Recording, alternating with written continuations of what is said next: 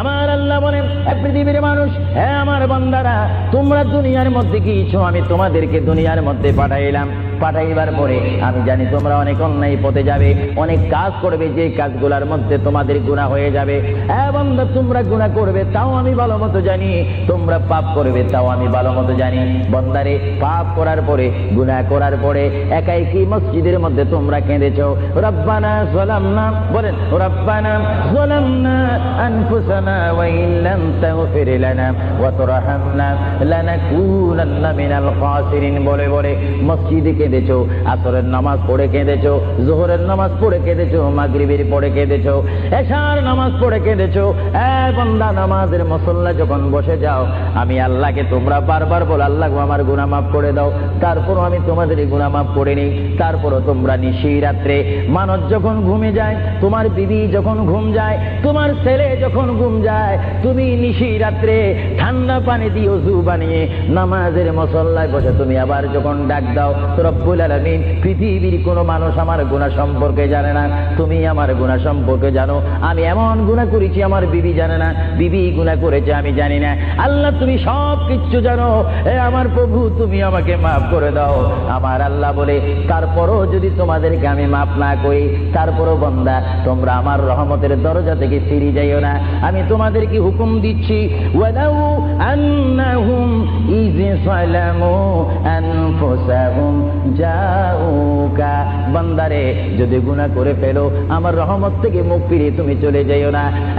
বান্দা, আকাশ পরিমাণ যদি গুনাহ করো, পাতাল পরিমাণ যদি গুনাহ করো, সাগরের পানি পরিমাণ যদি গুনাহ করো, পাহাড় তুলনায় যদি তুমি গুনাহ করো, আমার দরবার থেকে তুমি নিরাশ হইও না। বান্দা, আমি তোমাকে একটি রাস্তা পাঠাই দিচ্ছি, একটি পথ তোমাকে আমি দেখাই দিচ্ছি।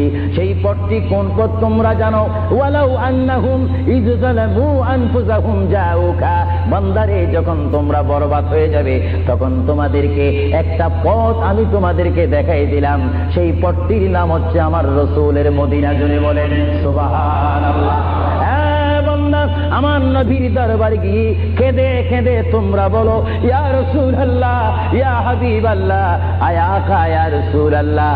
আল্লাহ কোরআনে বলেছে, ওয়ালাউ আন্নাহুম ইয যালামু আনফুসাহুম জাউকা ফাস্তাগফিরুল্লাহ ওয়াস্তাগফার লাহুমুর রাসূল। আল্লাহ বলেছে, হে বান্দা, তোমরা ডানে না গিয়ে, বামে না গিয়ে, পিছে না গিয়ে, তোমরা সরাসরি আমার নবীর কদমে চলে যাও। আমার নবীর কদমে গিয়ে আমি আল্লাহর দরবারে তোমরা তওবা করো। তওবা করতে করতে তোমাদের চোখের পানি যখন বাইর হয়ে যাবে, আর ওই মুহূর্তে যদি আমার বন্ধু যদি তোমাদের জন্য আমার দরবারে সুপারিশ করে, আমি আল্লাহ তোমাদেরকে ওয়াদা দিয়ে দিলাম, গ্যারান্টি দিয়ে দিলাম, আমার রাসূল যদি তোমাদের জন্য আমার দরবারে সুপারিশ করে, সঙ্গে সঙ্গে বান্দা তোমার অতীতের জীবনের কবিরা সগীরা গুনাহ মাফ করে দেব। জোরে বলেন সুবহানাল্লাহ, আরো জোরে বলেন। আমার আপনার গুনাহ মাফ করার জন্য রাসূলুল্লাহর দরবারে যাওয়ার দরকার আছে কিনা? চিৎকার জীবনে আছে কিনা?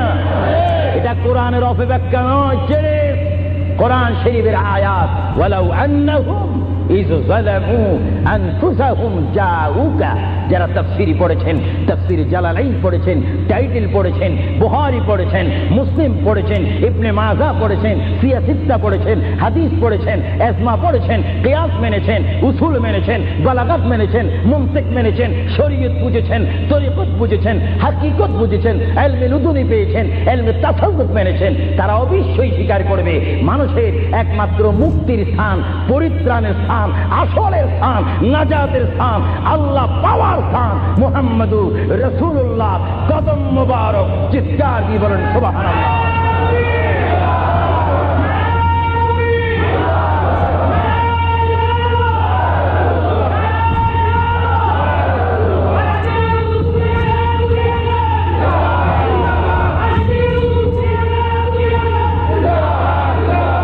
আপনারা সেই রাসূল চান কি চান না?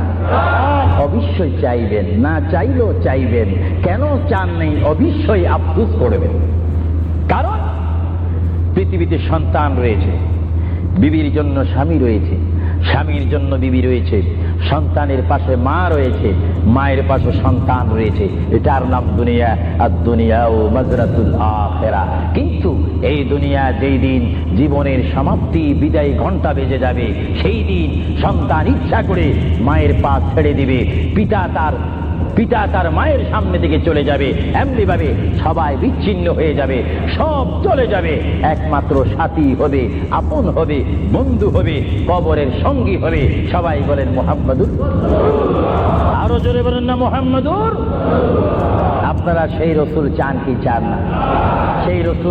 সেই রসুলের চরিত্রের মধ্যে উম্মতে রক্ষা পাওয়ার গ্যারান্টি আছে কিনা? আমার